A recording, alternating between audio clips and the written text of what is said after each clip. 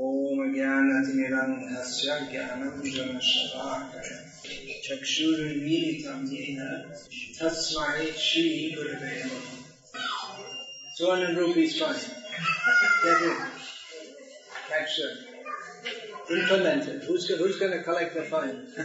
No, really, I'm serious. Otherwise, no one's going to bother. Okay, go get that. Take it.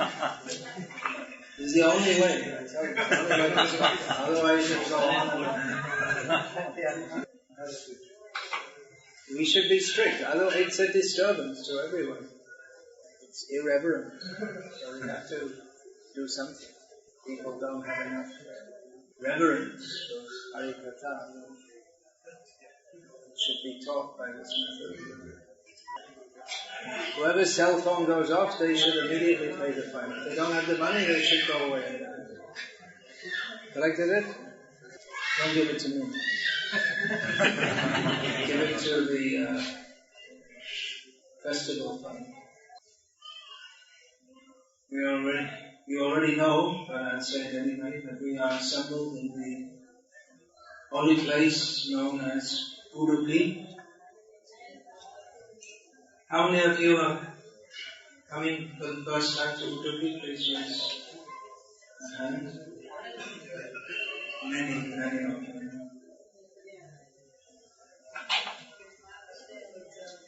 I don't think for any of you that this is the first holy place that you've visited. One of the great gifts that Srila Prabhupada gave us is holy places and the propensity to visit holy places. Srila Prabhupada gave us Krishna. And Krishna is manifest in this world in many ways. One of the ways is through his places of pastimes. Pritis Tadvasati Stale, that is one of the symptoms of a devotee who is developing love for Krishna, who's at the level of Bhava Bhakti, that he has love, affection for the holy places connected with Krishna. This is Udupi is one of the many holy places connected with Krishna. Srila Prabhupada has expanded the number of holy places all over the world. In India there are many. This particular place is intimately connected with Madhvacharya, Sri Madhvacharya. Starting from this evening and probably continuing tomorrow morning, I'd like to speak about the pastimes of Madhvacharya. So how Krishna came here, he's everywhere, but how he manifested himself as Krishna, who is Balgopal, presiding over this holy place of Udupi. He came to be worshipped by Sri Madhvacharya. That worship is going on at the present time. So I'll speak about that starting this evening. So as aspiring devotees of Lord Krishna,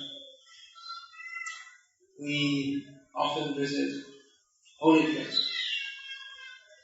And those who are living in ashrams, they live in holy places. Where a place which is primarily dedicated to Krishna Bhakti, that is a holy place, wherever it may be in this miserable material world. That place is Vaikuntha. So some of you are living in holy places. Still, even those who are living in holy places, they often like to visit other holy places. we find that even Nanda Maharaj, who was living in Vrindavan, of course Vrindavan is holy, some people say because of the presence of Krishna there. Well, most people say that, and that's true. But Thakur refers to Vrindavan particularly as the place of Radha. Of course, Radha is there because Krishna is there, and Radha is no different from Krishna. The feminine aspect of the predominating moiety of the Absolute Truth, as Bhaktisiddhanta says. So even Nanda Maharaj had that's described in Bhagavatam. He went to the bank of the Saraswati on pilgrimage, and he desired to visit the Ganga. So Krishna brought the Ganga to Vrindavan, but Krishna, being unlimited, manifests himself in many places. Some of them are very famous. Udupi is famous among the followers of Vedic culture. There are many less famous holy places connected with the pastimes of the Lord and His devotees also. All over India there are temples where local priests say that this is the site of a particular pastime which we don't find recorded anywhere, especially there are many temples of Lord Rama where it said when he came here while he was proceeding toward Lanka. So we find many such places. And there are many places which we're not aware of, and in future they may be discovered by the mercy of the devotees. Many places which are touched by the lotus feet of Chaitanya Mahaprabhu on his travels throughout South India, and Nityananda Prabhu, who also made an even more extensive tour of India than did Chaitanya Mahaprabhu. So practically the whole place is holy, the whole country. Punyabhumi, Bharatavarsha, touched by the holy feet of the Supreme Lord in His various avatars, and the avatari Krishna, Chaitanya Mahaprabhu, and by so many devotees who also accept the responsibility of preaching Krishna consciousness under the plea of visiting various holy places. They may travel here and there. Actually, the devotees of Yudhishthira Maharaj, they tirtha kurvanti tirthani. He said to Vidur that the devotees, they make the tirthas into tirthas. Why are tirthas tirthas? Because of Krishna, because of Yudhishthira Maharaj. It's actually because of the devotees. The devotees want to visit the holy places connected with Krishna, but the holy places, they become manifest by the presence of the devotees. Bhagavad Bhagavatas Tirtam Bhutam Swayam Prabhu. Yudhishthira addressed Vidura. You are a tirtha because Swantas Thena, you carry within your heart Krishna. So wherever pure devotee of Krishna goes, Krishna is manifested. And even aspiring devotees of Krishna, wherever they go, they manifest Krishna because they chant the names of Krishna, they worship Krishna, they discuss about Krishna. So Bhakti Devi manifests through the aspiring devotees, and Krishna is manifest through Bhakti. So pure devotees and aspiring devotees, they visit holy places. Holy places are holy because they are connected with Krishna. But the devotees, by their presence, they charge the holy places with remembrance of Krishna. Because in holy places we find many people who they may be there for less holy reasons than are desirable, or they may be there for fulfilling their materialistic needs of eating, sleeping, mating and defending. Wherever there are holy places, we find merchants also, because merchants, just like the devotees, they know where to go to find Krishna.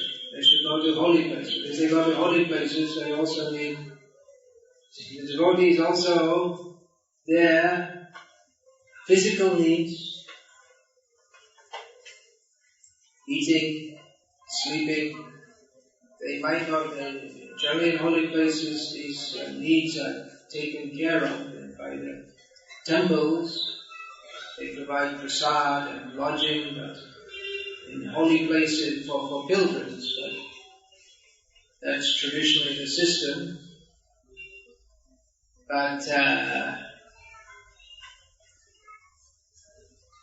with the number of pilgrims increasing, with the population and the facility to travel,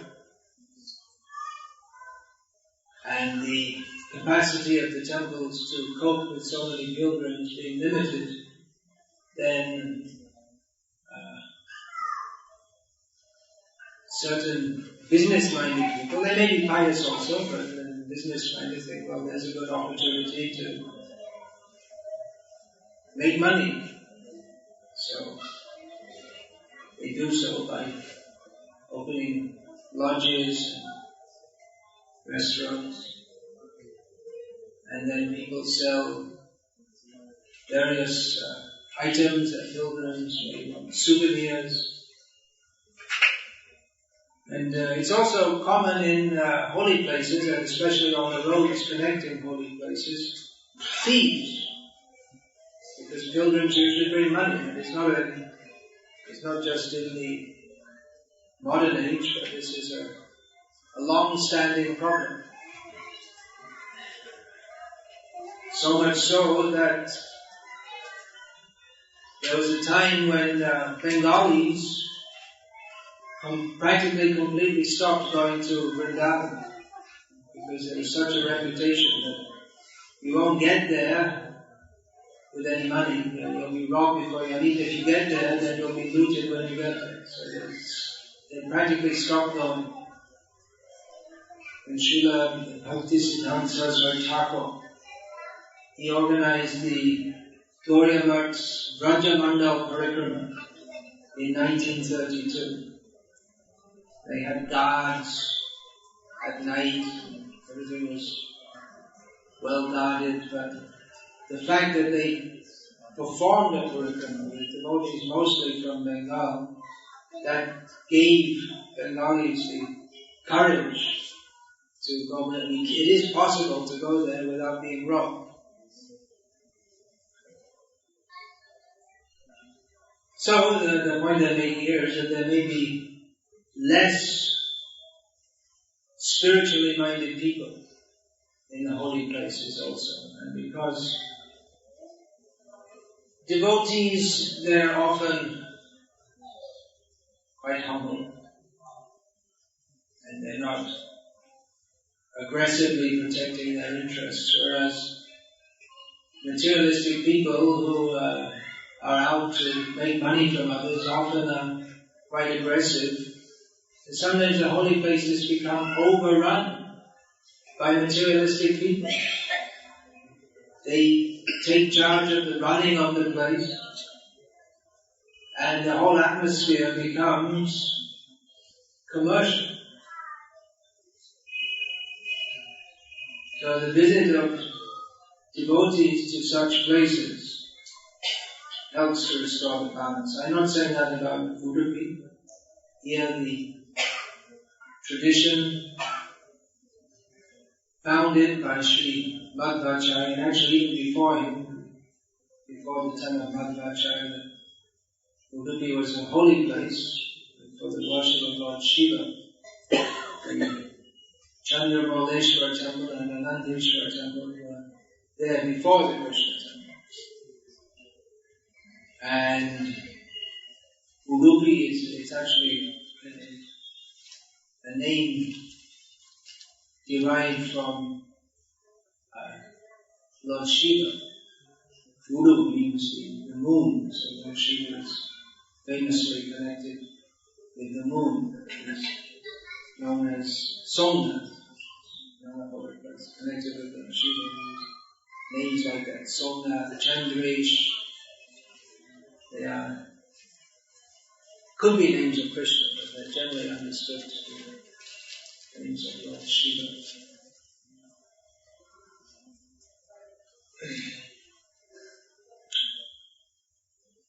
So this is a holy place in which the traditions are being carried out for several hundred years, about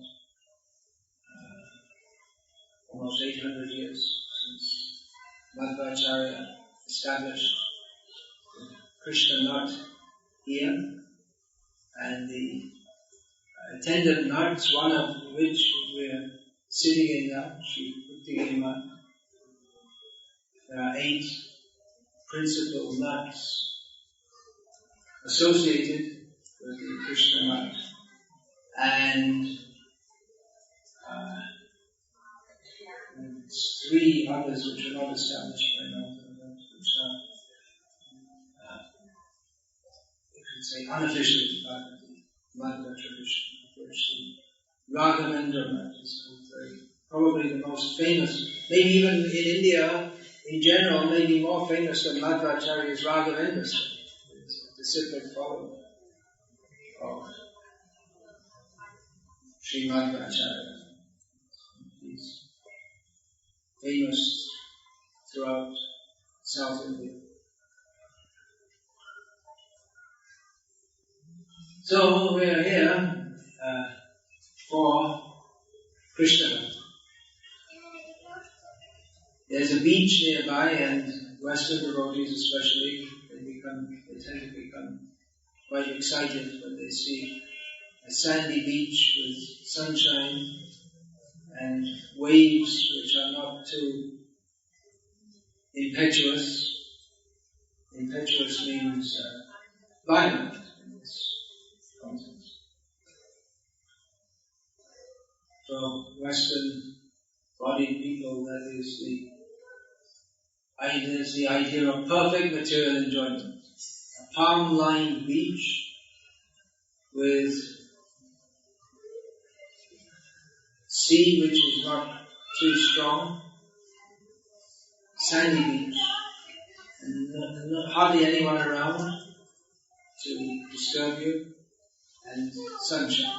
So it's all there at Malpur, just a few kilometers away from here. So don't all run away at once.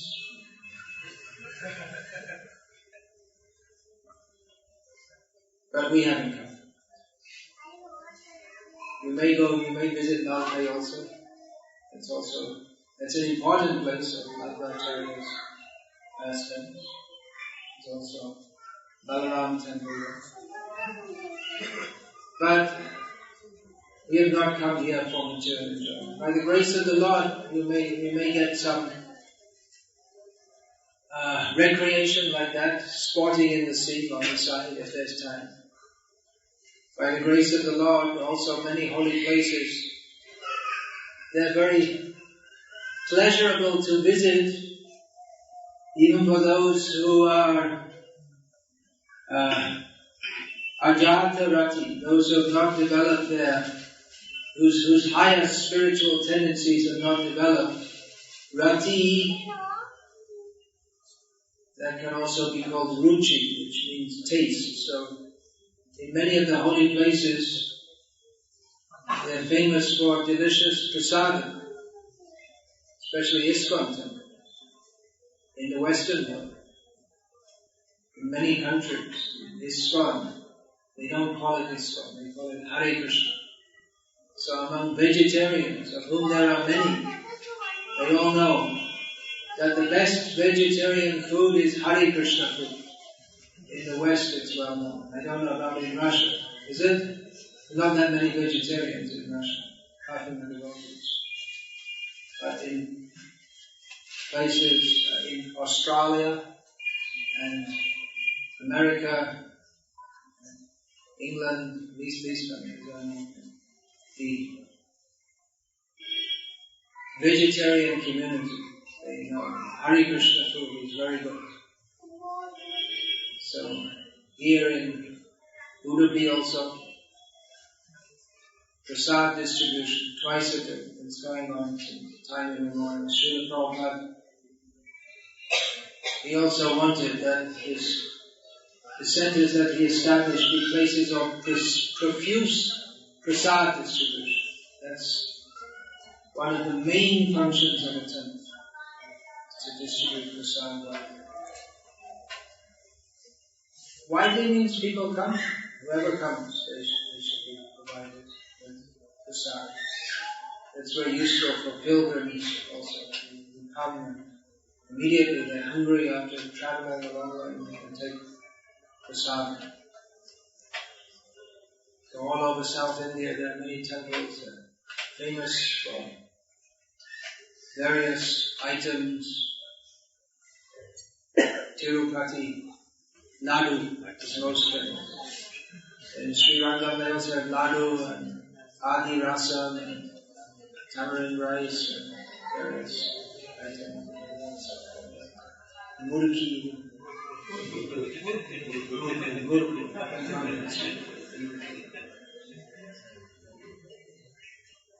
Puri, most famous for prasad.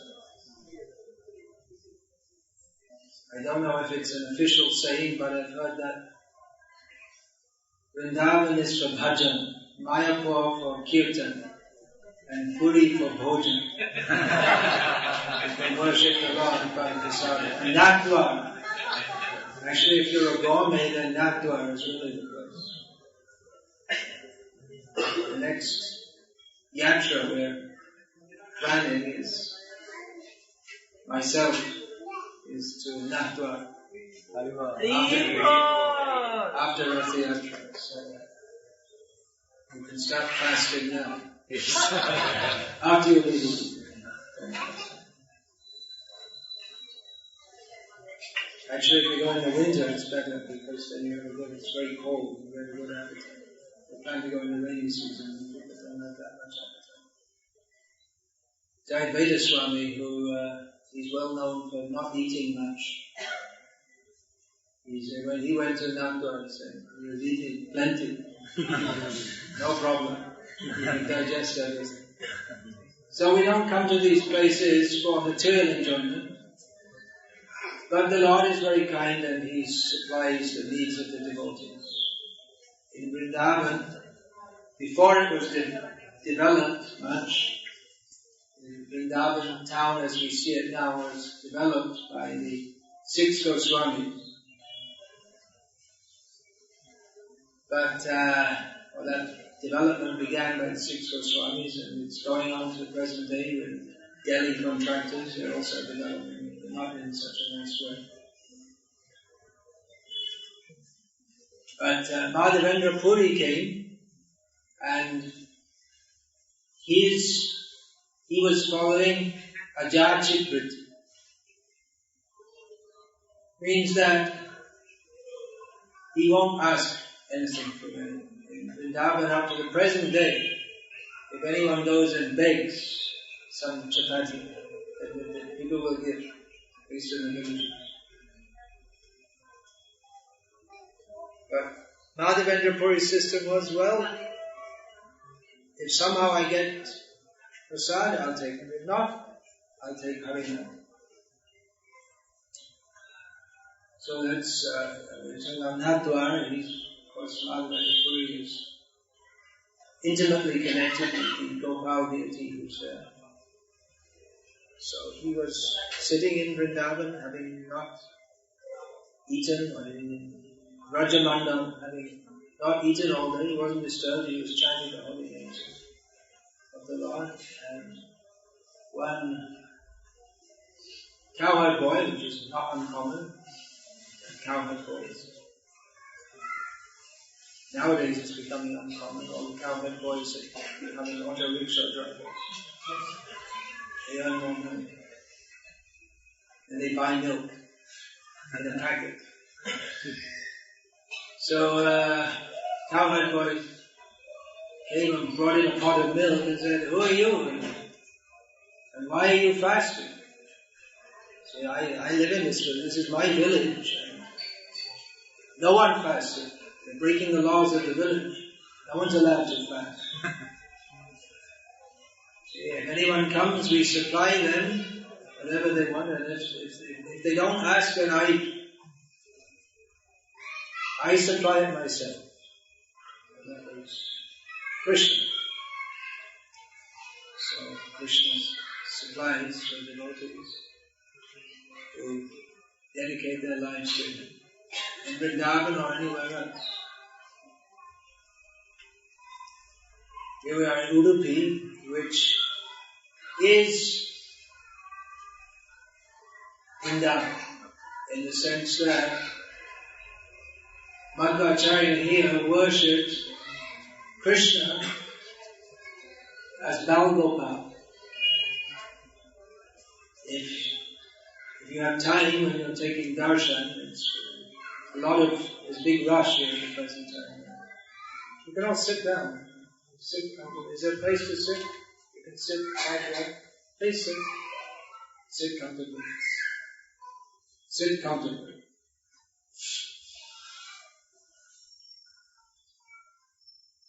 So at the present time there's quite a rush of pilgrims, so you may only get a nanosecond darshan before being moved on. But if you do get the chance to look more closely, of course the Lord is often dressed in such a way that there will be decorations that you may not be able to see. But in one hand he's holding something round. What's that? Huh? Butter. And in the other hand he's holding a stick. So the stick is very useful. It's for herding cows. And so his cow, Gopal, with butter in his hand. He likes to eat butter. Makhan Mishra.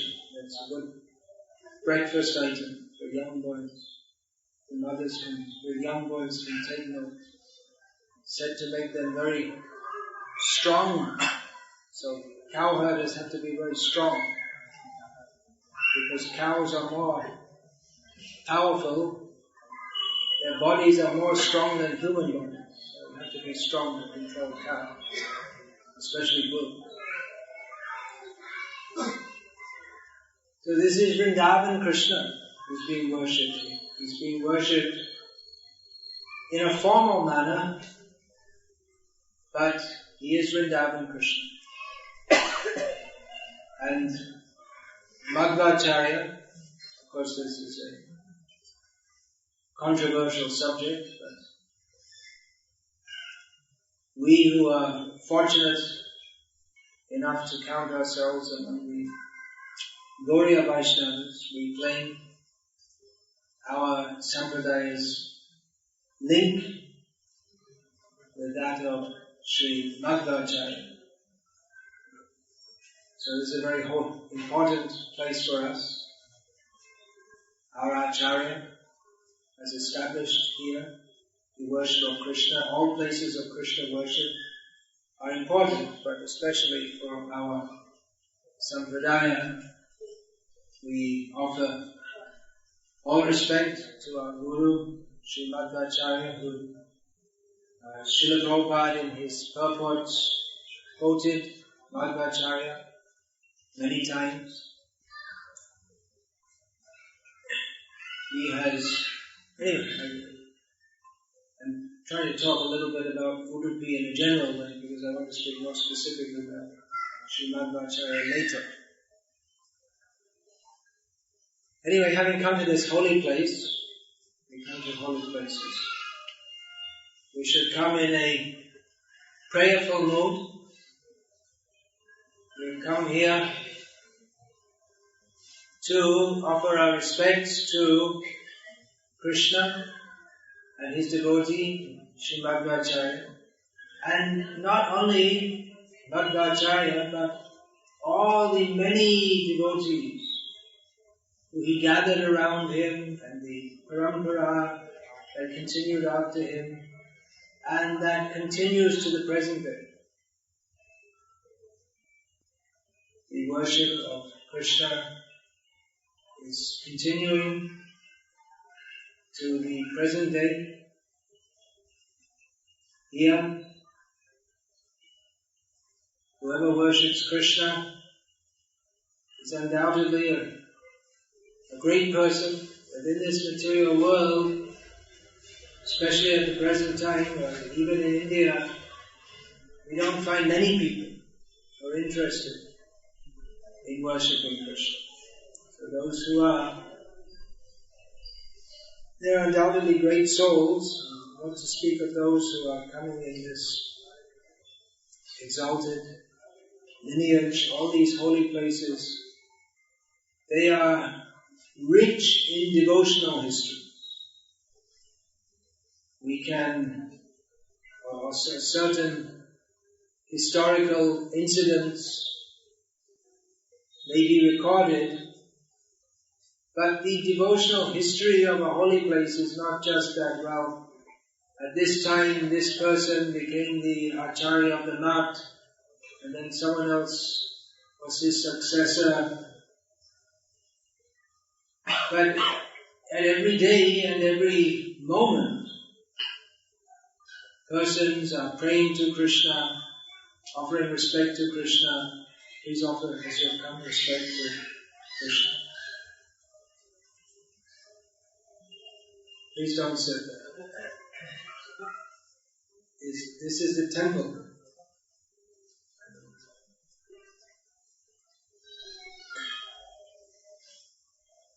So apart from the coming and going of various people, what did they do? They worshipped Krishna. They chanted the names of Krishna. They taught about Krishna. They established the supremacy of Krishna. They served the devotees of Krishna. So this is the real history. Materialistic people won't appreciate it. But the real history, not only history, but ongoing history. History is being made at every moment. In this miserable material world where there is eating, sleeping, mating, defending, birth, death, old age, disease, wars, famines, political changes, Jagat, Yoga Chati Iti Jagat. It's always going. It's always subject to transformation. That is the Jagat. Kesha Tua Jagat Vichitra. It's a strange place, this material world. With all the goings on in this material world, the only thing of actually any real significance is if anyone chants Hare Krishna, remembers Krishna, serves Krishna, or in some way or other their life is connected to Krishna. So these holy places, they are places in which the connection with Krishna, Krishna Bhakti, is strong. Other places are suitable for other activities. If we go to the stock exchange, don't expect that that place will be of its nature favorable for our advancement in Krishna consciousness. It's favorable for business, for making money, and some people lose money. It's a place of financial transaction. We go to the hospital. It's a place with a specific purpose for treating sick and injured people. We go to the school. It's a place for teaching. So various places have their specific purposes, and people who want to fulfill that purpose, they go to such a place. Someone who's dealing in stocks and shares, they go to the stock exchange. Someone who requires medical treatment, and they go to the hospital. Someone who requires education, they go to school. So persons who have understood that I need Krishna, they go to holy places. So having come to a holy place, we should search out Krishna. Where is Krishna? Krishna is in the temple. Krishna is in the heart of his devotees. Krishna is where his name is chanted. So coming to these holy places is an opportunity for us to intensify the Krishna consciousness, or the cultivation of Krishna consciousness. That is the purpose of our lives. Most of those who are coming here. Some of those who come here to join us, Krishna consciousness is not the purpose of their life, but it may be the purpose of their life of an intimate relative who has asked them to come. Please come, you will also be benefited. Or it may be that they're becoming interested in Krishna consciousness and gradually coming to accept or thinking about accepting Krishna consciousness as the focus of their life. For those who have already accepted Krishna consciousness as the focus of their life, this coming to a holy place is an opportunity to intensify our activity, which is already going on. So while here, we shall pray to Krishna and his devotees for the mercy that they will reveal themselves to us if they please to do so, if they are pleased to do so, and to give us the strength and inspiration to go back to wherever we've come from and go on with our activities in Krishna consciousness with more strength, more enthusiasm. Srimad Acharya from Udupi, his base, he travelled widely and he preached Krishna consciousness very forcefully. So we can take strength from him and begged from him that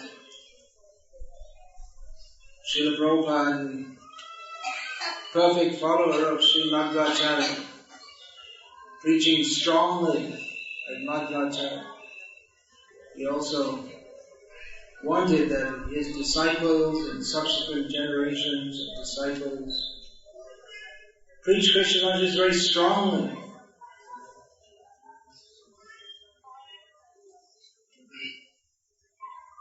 Madhvacharya was uncompromised, especially in his refutation of Mayavada. So, following in the footsteps of the Acharyas, we should not brook any Mayavada. For this reason, Chaitanya Mahaprabhu particularly aligned his sampradaya with Sri Madhvacharya because of his demolishing of Mayavada. Of course, Mayavada in the present age takes somewhat different form to that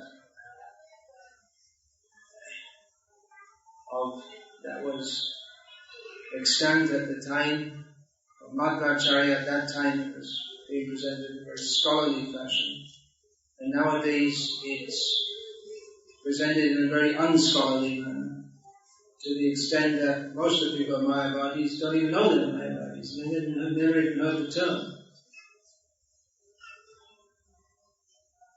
And they think that they don't really think very much at all. Really, it's mostly the modern Mayavadi is not concerned with, deliberately not concerned very much with philosophy, but more just feelings, feel good. So it's very difficult to catch that philosophically, because they're like butterflies floating around.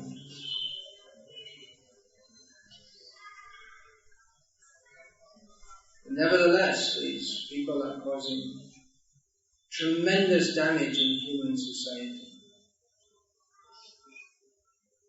by indirectly denying the supremacy of Krishna and presenting quasi-spiritual life devoid of theism. Srila Prabhupada, as the modern representative of all the previous acharyas, was quite aware of the underlying problem.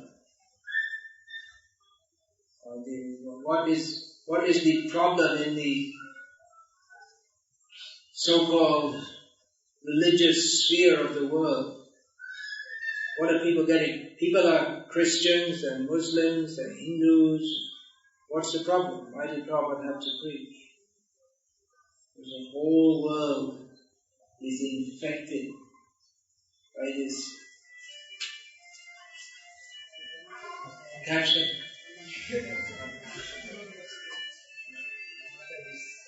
Alright, who's catching on the Mataji side?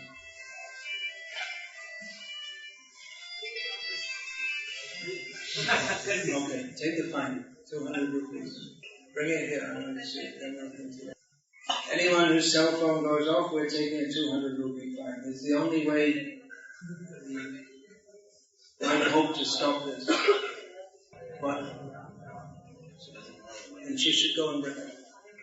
Please don't come back without giving her. Yeah, so this is the disease. Mayavada. Madhvacharya fought it, Srila Prabhupada fought it. If we're actually going to be followers of Srila Prabhupada, then we shouldn't be sentimentalists who think that Bhakti is just singing and to fight against all the wrong theories which are spoiling the world. We can pray to Madhvacharya at this holy place for the clear intelligence to discriminate between what is Krishna conscious and what isn't. Because in the name of Krishna conscious, Mayavad often enters, and all kinds of bogus ideas often enter. If one has clear intelligence, can discriminate. And to preach against them. It's not easy. It's much easier to sing and dance. I'm not saying we shouldn't do that, we definitely have to do that. But if we also speak against this Mayavad, then we definitely won't be very popular. We'll say, you're not a sadhu, what is this criticism? You shouldn't criticize. If we're more attached to being known as sadhus than serving the mission of the real sadhus, who, due to their love for Krishna, actual love for Krishna, fought for Krishna against his enemies, then, without caring for personal popularity, we will continue to speak against all bogus ideas. Jaha hoite Krishna Bhakti hoy andhadhyam. This impersonalism causes bhakti to vanish. In describing the cheating dharma, described in Srimad Bhagavatam, dharma kaitava, that is rejected, atra, in Srimad Bhagavatam. So in describing what is that cheating dharma, Krishnadas Kaviraj Goswami described dharma de mokha vancha, kaita pradhan. The worst cheating is the desire for impersonal liberation, or actually just a liberation. Because it causes bhakti to vanish.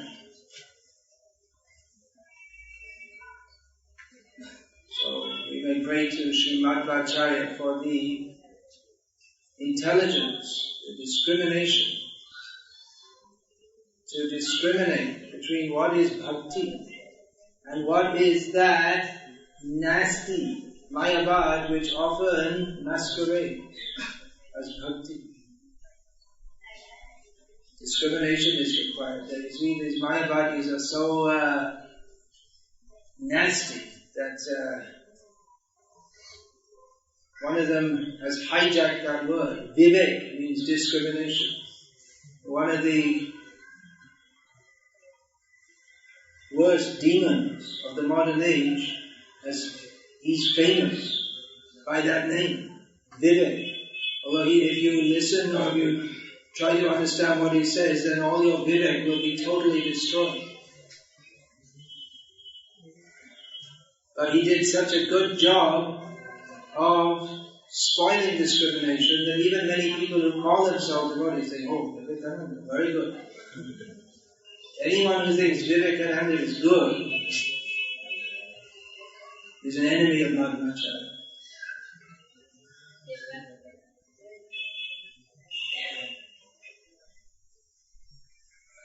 You see, now I'm not talking like a sadhu. See, you come to a holy place and you're talking bad things. This is the burden that the followers of the acharyas have to, if you are actually to be the followers of the acharyas, you have to accept that. Mayavadis have marketed an idea that a sadhu is someone who only sits and smiles and holds a flower. Then you ring a bell and sing a bit, cry a bit. Madhvacharya, by his life, refuted this idea. Srila Prabhupada, all the acharyas, they're not simply ringing bells and singing and being so-called nice to people.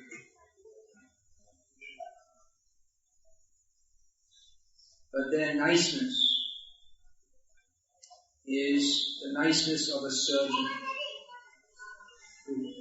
with a knife. First of all, he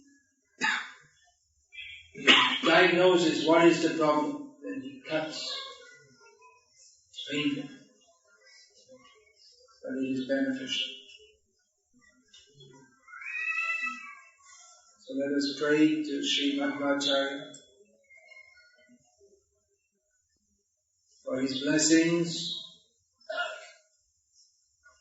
that we not become simply ritualistic Vaishnavas. Because even to be a ritualistic Vaishnava is thousands and millions of times better than being a ritualistic anything else or a non-ritualistic anything else. But a real follower of Madhvacharya cannot tolerate various ideas that spoil Bhakti. Madhvacharya is very powerful. We are not as powerful as he.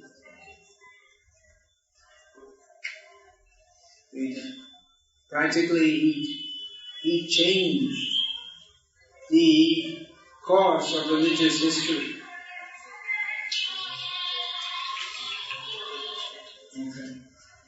Okay.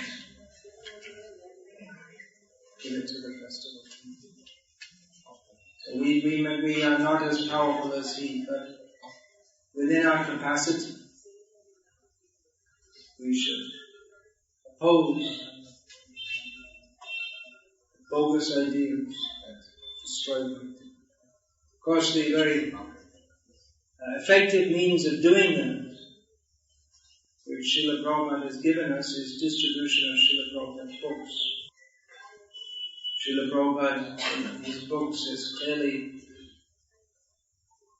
distinguished reality from illusion for the benefit of all. Distributing Srila Prabhupada's books is or as Srila Prabhupada himself said, it's the best method of preaching Krishna consciousness. But it's also required to speak that, what's in the books, because if we don't, among the devotees and among the public also, if we don't speak what's in Prabhupada's books, that means we'll be speaking something else. And then people will think, well, the books, they're just like the deity. It's just something that you worship. That's all.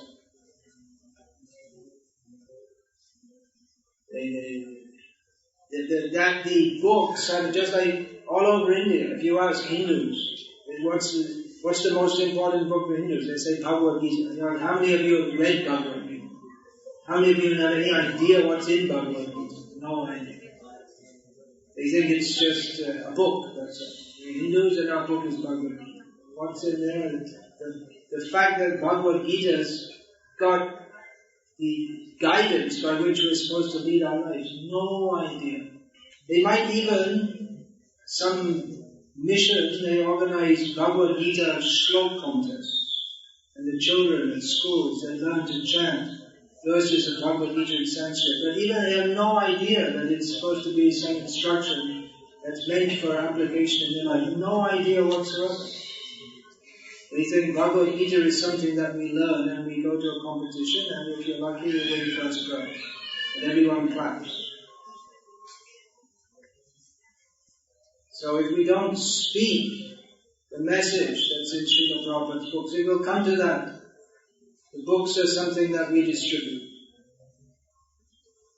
And what's in them? Well, there's some nice stories. And some philosophy which, anyway, you don't have to take that very seriously, just philosophy. I mean, that was Prabhupada's hobby, it seems, but, we don't talk philosophy.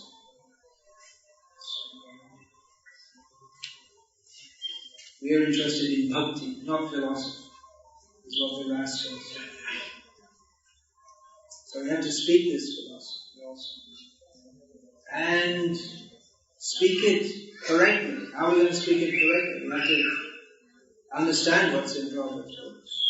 Otherwise, if we attempt to speak the philosophy of Krishna consciousness, but we don't endeavor to understand what it actually is, then we'll speak it incorrectly. And then others will think, oh, he's a member of this sculpture, that's what he did, that's correct, and it's all wrong. You might not even notice. I had the experience last year of attending a drama in which of Sudama Vipra, in which the narrator, the first line said there was a Brahmana called Sudama Vipra, who although he was very poor, he was satisfied with whatever the Supreme Lord was able to provide for him. It's immediately atheism. Karma Mimamsa. Whatever the Supreme Lord is able to do. He couldn't provide very much. He could only give very little to Sudama Vipra. But Sudama Vipra was content. Drama by ISKCON devotees. They thought he was very devotional. Atheism, actually. We believe in God, but He's not all powerful. He can only give us what we got. It says Sudama Vipra must have been very sinful in his last life, that's why he's poor. But anyway, he's content with whatever God is able to give. So, Madhvacharya, what others were not able to do, there were people who were inclined to Krishna Bhakti. But they were overwhelmed by Mayavad. Madhvacharya was not overwhelmed. He found the fault and he exposed it and destroyed it. So we can pray to him for his mercy, that we don't become victimized by all bogus ideas. Otherwise, we might be chanting Hare Krishna, and we might, and others might think that we're very advanced devotees, but if we don't clearly understand who Krishna is and how to serve him by the system given by our acharyas, it's not a system which they made up, it's just the fact, it's just reality. There's a difference between the writings of Madhvacharya and Rupa Goswami and Prabhupada and others who are not Tattvadarshi. Some people speculate and some they know that what is the fact because they're self-driven and they present that for the benefit of the world. So to be a disciple means to hear Tattva Gyan and Tattvadarshi. Get it right. Otherwise it becomes atattva or non-ness. Not the right thing. And we can go on with our singing and dancing and so-called bhav and so many things. But if we are not understanding Krishna, as our acharyas, by writing so many books, have attempted to make us understand, then we'll misunderstand. And the tendency is to, in the conditioned stage, our tendency to misunderstand is stronger than our tendency to understand. So we become attracted to what sounds nice to us, rather than what is the reality as expounded by Krishna in Bhagavad Gita, by the Vyasadeva in Srimad Bhagavatam, by the Acharyas. Hare Krishna. Is there any question, please? If you have a question, alright, please say it. Do we have more than one mic? No. Are we going to get one by this evening? Salem devotees, are they bringing some sound equipment? Alright, please say it. When we go for book distribution. When we go for book distribution, I'm repeating the question. Some people, they are really not interested in the book. Some people are really not interested in the book. They say that we don't like reading this book or we don't believe in this book. We don't like reading these books, we don't believe in them. How can you not believe in them if you don't know what's in them? How do you know you don't like reading it if you never read it? Yeah, then? So, we are not able to even sell the book to them. We are not even able to show the book to them. You're not even able to show the book to them. They are not even ready to touch the book. They're not ready to touch the book. Alright, so what's the question? How do we deal with such people? How do you deal with such people? Probably you can't give a rote formula for everyone, but it's probably better to go on to someone else.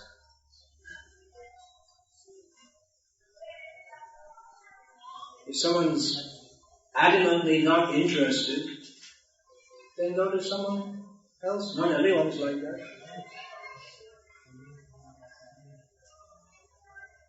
That's the general answer, isn't it? All those distributing books, they know. Instead of thinking that I'm not going to leave this spot till I sell this person a book, I'm going to stay here until the plants can grow up around my body, but I won't move. The ants will build an anthill around me. I won't move until I sell him a book.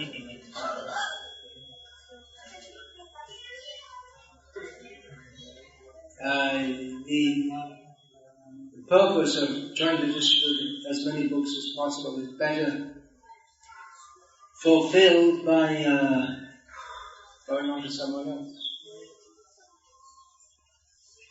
You can try one or two lines and say, well, I don't like to read something. You could say like that, but you don't know, you haven't read it. How can you say? You can say, that's what I said. Then I read the book. It may not be true, but you can say it. Because all's fair in love and war. So it is called love and war. Selling books to people who don't want to take them. They take it as war, but actually it's love. So you could, for instance, say that's what I said. I was president of the local chapter of the Indian National Association. You could say my father. You can say anything. You can try. Or you could, instead of trying to convince them, you could say, well, Diwali's coming, or New Year's coming, or something. So there's always something coming. And you could give it as a gift to someone. You can try, but then why waste so much? This is a common question. If upon seeing you they've programmed themselves, I'm not going to take a book, and they're quite adamant about that. Alright. Most of the time this Pandavati was telling me that he'd seen a video of Vaisheshika Buddha, one of the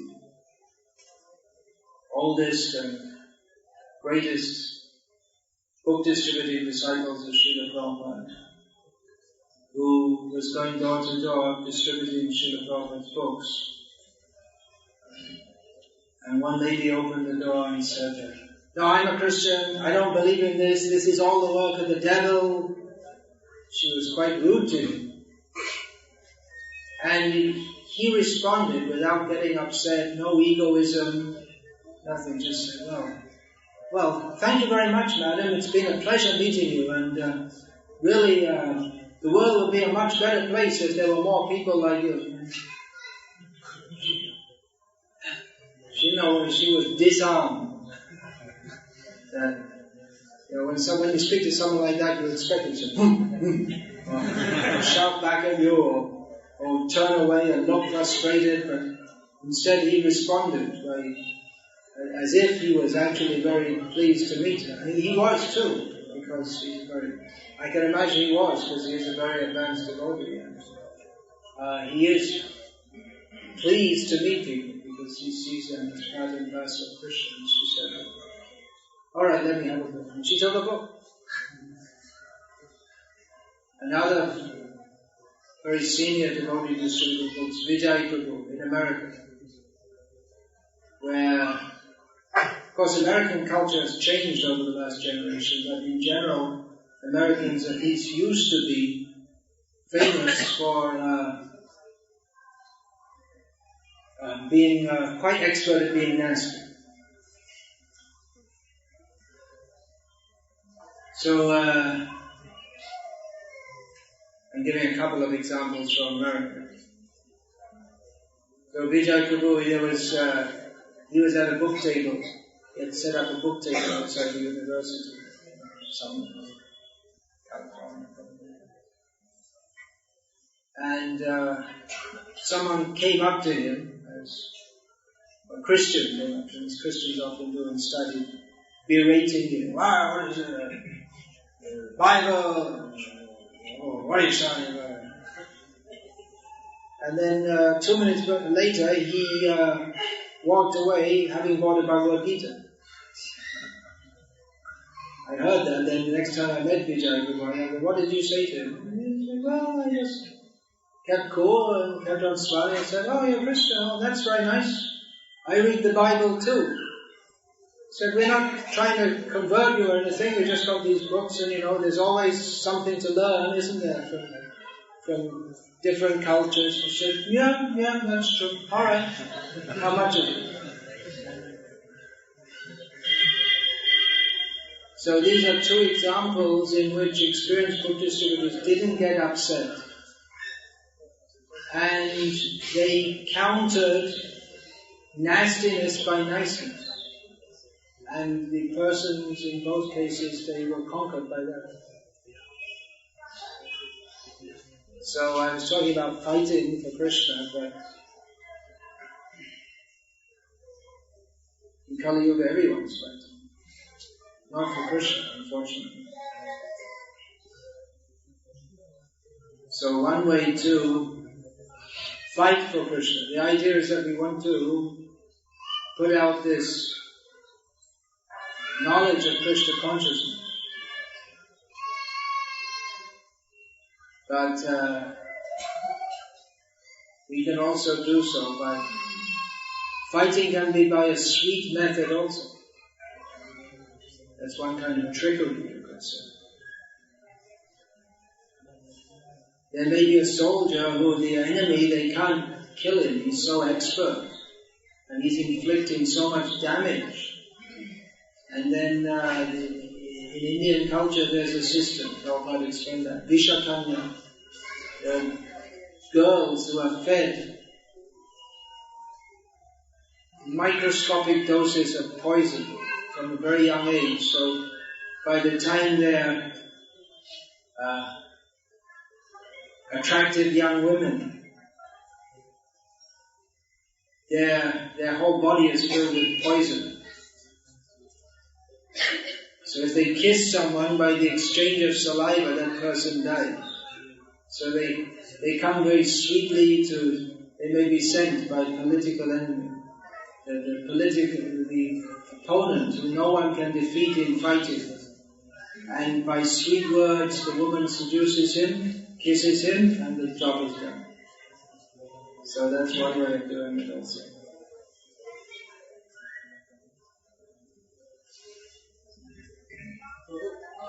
Mayavadis or impersonalists, are they half-knowledge people or... Are they what?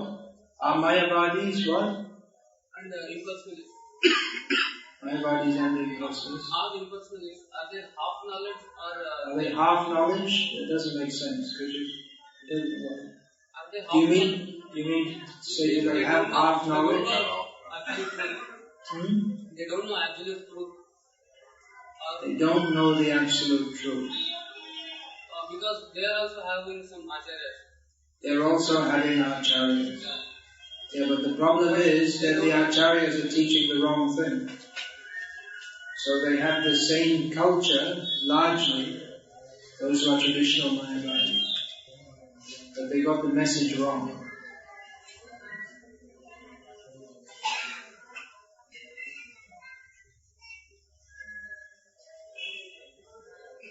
They made, in many ways, the culture, and to some extent the teachings are the same also. Srila Prabhupada said that Mayavad and Vaishnavism, up to the point of liberation, is the same philosophy. They accept, at least traditional Mayavadis, so difficult to find nowadays. They accept that we have to accept Shastra, we have to get free from birth, death, old age, and disease, and the material world is miserable. It's the same thing as the Vaishnavas. But the nature of liberation, they totally misunderstand it, very seriously. By denying the supremacy of Krishna, and that the liberated state is to serve Krishna, to attain a form to serve Krishna. Mukti means to be situated in one's constitutional position of serving Krishna.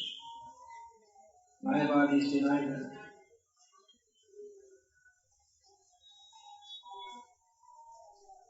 So they would make a comparison that, well, they have some knowledge, they can see there's a disease, but they treat it in such a wrong way that they make the disease practically worse. So can you say they have knowledge? Well, in one way you can say they have knowledge. But the admixture of ignorance is so great that it's better not to have that knowledge. It's better not to go to any doctor than to go to a doctor who diagnoses the disease but treats it so badly that you get more sick.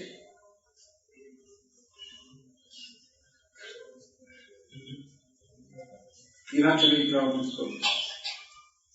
You haven't read Prabhupada's books. I'm reading. You need to study more. Yeah. In your lecture, you said that we should always pray to Krishna for not being infected by Mayavad's philosophy.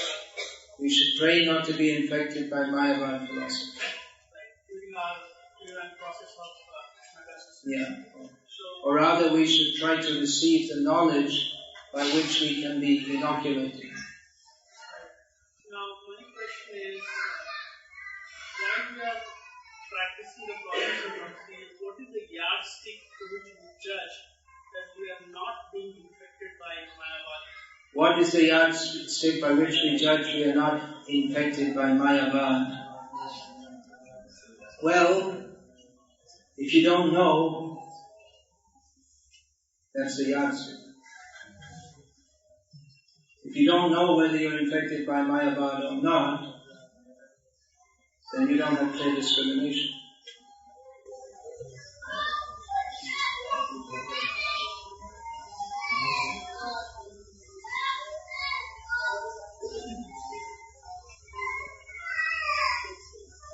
That's the answer. If you're in doubt about it, then you're not clear. Ipso facto.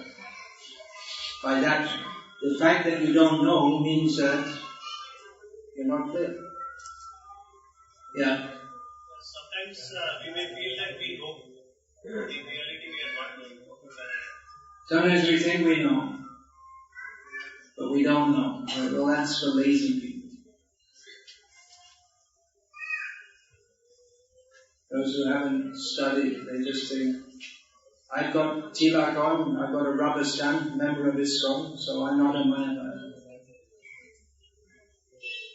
That is for people who are called Siddhanta Alash. Siddhanta Baliya Chitte Nakaraha Alash. Yaha hoite Krishna lage Suriramana. Don't be lazy in understanding Siddhanta, philosophical conclusions. By understanding these, the mind becomes attached to Krishna. In Siddhanta alashjan anarthaka charana. Those who are not concerned with understanding the correct conclusions of devotional service, they never advance beyond the stage of having anarthas, because that in itself is an anartha, an unwanted, that which is unwanted, that which is an impediment in advancement. Alright, I'll take one more question. Yeah. Most of the times we find that when we meet our relatives and friends, that the question always goes to this, why ISKCON wants us to pray only to Krishna. Because the question often comes, why does ISKCON want us only to pray to Krishna? Shiva, Vishnu, everybody is one and the same. We should pray Shiva to and Vishnu everybody. is all one and the same. So if they say that, ask them, on what basis do you say that? How do you know?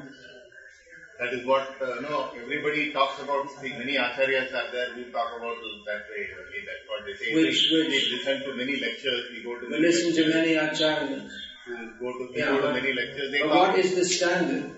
What is the standard? Ask them. Many people say many things. And most of these people who say these many things, they're blabbing with their tongues, but they can't even control their tongue to stop drinking coffee and tea. So what is the value of their self-realization that they're talking about? The situation is that they keep arguing. Are you serious to understand the truth? Most of the people who are speaking and most of the people who are listening, for them it's a kind of pseudo-pious religious activity. What is in the Bhagavad Gita? There has to be a standard. What is there in Bhagavad Gita? You listen to so many lectures. Do you know what's in Bhagavad Gita? Has anyone in all these lectures you've heard or you say you've heard? I don't know how much these people are actually listening to lectures. They probably watch these soap operas on TV a lot more than they listen to religious lectures. But has any one of these so-called religious leaders ever given you the impetus to study and understand Bhagavad Gita? Take spiritual life seriously? You know what's in Bhagavad Gita? Ask them. Take it from there. And you should know. One more. I said last. The Prabhupada said that even the one who is merged in personal Brahman, he can become liberated if he gets the association of a devotee. But as far as we understand how one can... Srila Prabhupada said that even one who is merged in impersonal Brahman can get liberation if they get the association. Can what? Sorry, can become a devotee. Can become a devotee if they get the association of devotee. Well, it's not exactly the Srila Prabhupada. He said that, but that's Shastric statement. We should be a little careful about assigning Shastric statements to Srila Prabhupada. Srila Prabhupada repeated that, but that's all right among us. But if we go out in the public and say Srila Prabhupada said this, Srila Prabhupada said that, why should they accept? We accept Srila Prabhupada because he spoke according to Shastra. So it's better to understand that this is a Shastric statement. What's the Shastric statement? Who can give a Shastric statement? That persons who are merged in the impersonal Brahman, they can also become devotees by the association.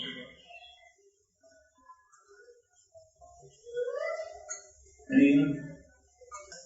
What to say? Well, we have Atma Ramascha Muneo, a Grantha, Apyorukrame Kurvantya Aituking Bhaktim Vitam Bhuti. It doesn't specifically say by the association of devotees, but those who are self-satisfied among among which one prominent class is those who are actually absorbed in an impersonal understanding of transcendence, of which there are several examples. Shukadeva and four Kumaras are the most well-known, most often cited. They become devotees by being attracted by the qualities of Hari. Yeah, then? So, if they are emerging in personal Brahman, then how do they associate? If they emerge in the impersonal Brahman, then how do they associate? Well, how did Shukadeva Goswami and the Kumaras associate? It's not that their senses were stopped. They weren't merged in the impersonal Brahman in the sense that they didn't have bodies. They had bodies of which the senses were still active. Obviously. Otherwise, how could Shukadeva Goswami have heard the verses of Bhagavatam which attracted him to Krishna? Or the four Kumaras have smelled the aroma of tulsi leaves on the feet of Lord Vishnu. So their senses are active, but they don't feel any attraction or repulsion for the sensual stimuli which they, like everyone else, are constantly subjected to. But in both cases, they found that they were stimulated. And they understood that because they were stimulated by sensual attraction, they couldn't be stimulated by any mundane sensual attraction. Therefore they understood that this is supramundane, or beyond the mundane platform. And this way they became attracted to Krishna. That's an interesting question. The whole of the prayers of the personified Vedas is based on an answer to that question. I'm finishing here. Hare Krishna.